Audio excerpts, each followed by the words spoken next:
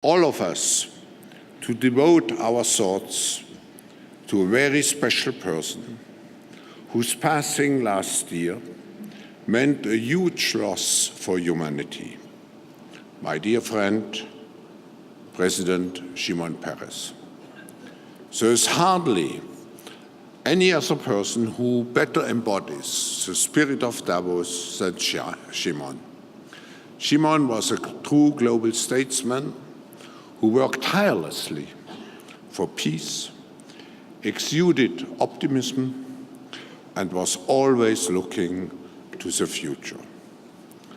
I have known and worked with Shimon for many years and seen him in different situations and contexts.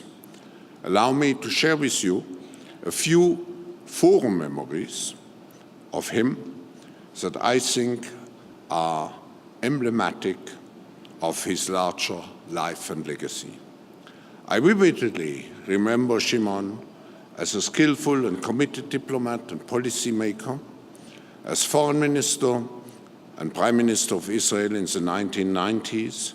Shimon was behind some of the most complex negotiations of the Middle East and critical for the early success of the Oslo summits. He was also a courageous leader, willing to take risks and leaps of faith for the sake of his nation, for the sake of the region and peace. Many of you will recall when Shimon and Yasser Arafat came hand in hand onto this stage. And I was told that many of you at that moment had tears in the eyes. There are few statesmen who, through their character, vision, and values, are a true inspiration and role model for all generations. Shimon Peres was one of those rare individuals. He leaves a tremendous legacy that we are all encouraged to build on for the future.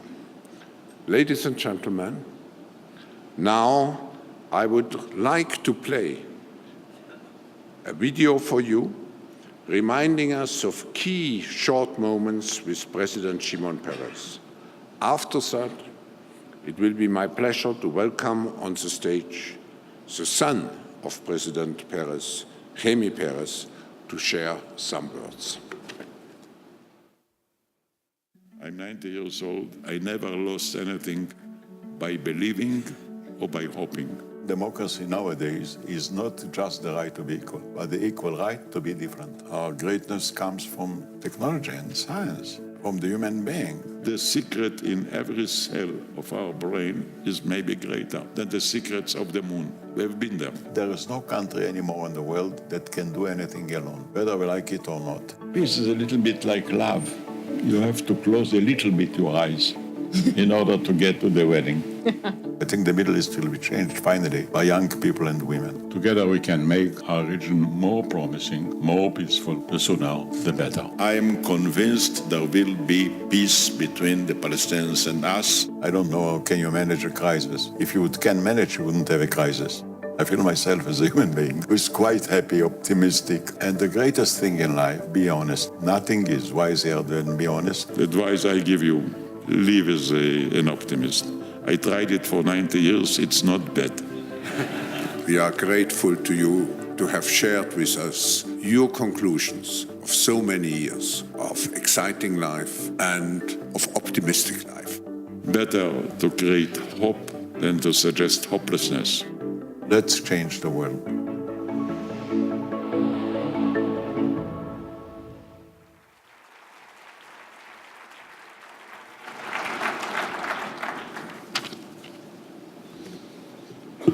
A very moving movie for me. Dear friends, I would like to begin with my most heartfelt thanks to Hilde and to Professor Schwab. Your unique friendship with my father, spanning well over 3 decades, was of great importance to him. He found your conversations riveting, greatly appreciated your important work based on shared values and vision. He cherished your close bond. Dear Klaus, dear WEF family, thank you for your friendship and support. They serve as pillars of strength during these times of sadness. Today we say farewell to President Obama, whose unique and successful term has come to an end, whose support for Israel was unwavering, and whose friendship with my father was deep and meaningful. Today, President Trump begins his presidency. We wish him best of luck in the hope that his term in office will bring prosperity, unity, success, and peace to the people of the United States and the world over. In 2014, when Professor Schwab honored my father with the first award, the Spirit of Davos, he said to him, "You are the oldest participant on paper, but in your mind, you are the youngest." My father, in turn, always said, count the number of dreams that you have in your life. Count the number of achievements that you have in your life and compare them to the number of dreams that you have in your head. If you have more dreams than achievements, then you know that you are still young. And indeed, my father was forever young, a constant pupil who always explored, a once-in-a-generation statesman, a man of great vision and optimism, saying during one of his speeches at Davos, "Better create hope than suggest hopelessness. Live as an optimist. I've tried it for 90 years, and it wasn't so bad." And though he was 93, he left us too soon. My father was one of the founding fathers of the State of Israel, holding almost every possible government position, from Minister of Defense to Prime Minister, and last as the 9th President of the State of Israel. He worked tirelessly to promote peace, and he was at the forefront of transforming Israel into a global leader in innovation. But most of all, he was a believer in people and their ability to do good. This belief in people was one of the reasons he so enjoyed participating in this unique gathering every year for decades. Here he met with global leaders from all walks of life, and to all, he spoke about their part in and their important goal of improving the state of the world. He mentioned how the biggest revolutions in history took place without one shot being fired, without bloodshed and hate, but rather through harnessing technology and the work of global enterprises. On this very stage, he said, "We are in a new era with an old mind. We must catch up. Science is uncontrollable, not by distance, not by fences, nor enemies." In this new era, he believed, for the first time in history, scientific and technological advancements are more important than natural resources. The empires of tomorrow will be the empires of the mind. He also importantly noted that technology without morals can be dangerous, just as morals without scientific advancements may lead to poverty. And so last July, together with Israel Prime Minister Netanyahu and President Rivlin, he launched his flagship initiative within the framework of the Paris Center for Peace, important projects, the National Israeli Innovation Center.